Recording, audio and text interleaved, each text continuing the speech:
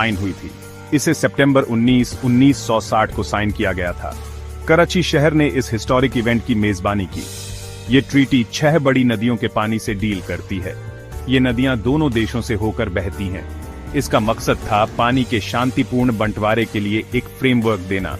ये फ्रेमवर्क क्षेत्रीय स्थिरता के लिए बहुत जरूरी था। वर्ल्ड बैंक ने इस ट्रीटी में एक की रोल निभाया था। इसने इंडिया और पाकिस्तान के बीच एक मीडिएटर का काम किया। निगोशिएशंस लंबी और कभी-कभी मुश्किल थीं। वर्ल्ड बैंक के इन्वॉल्वमेंट से भरोसा बनाने में मदद मिली। इसने एग्रीमेंट के लिए टेक्निकल एक्सपर्टीज भी दी। बैंक इस ट्रीटी का गारंटर भी है। इसका मतलब है कि वो इसके लागू होने पर नजर रखता है। ये रोल दशकों से बहुत वाइटल रहा है।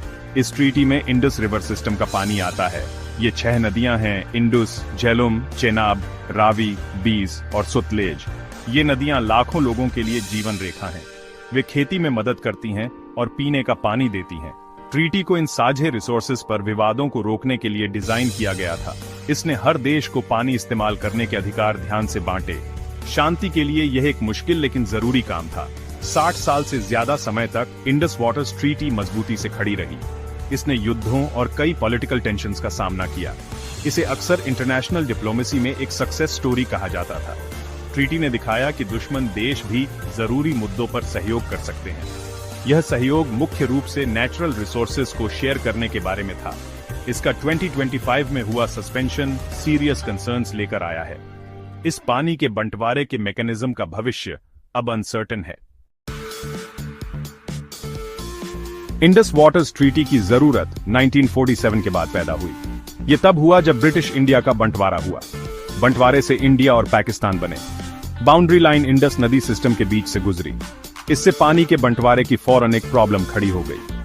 इंडिया कई नदियों के लिए अपर रिपेरियन स्टेट बन गया। पाकिस्तान लोअर रिपेरियन स्टेट बन गया। इसका मतलब था कि पानी के सोर्सेज पर इंडिया का कंट्रोल था।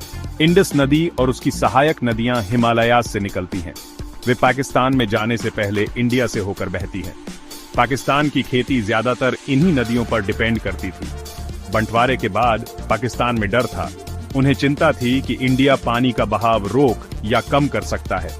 इससे उनका फार्मिंग सेक्टर तबाह हो सकता था।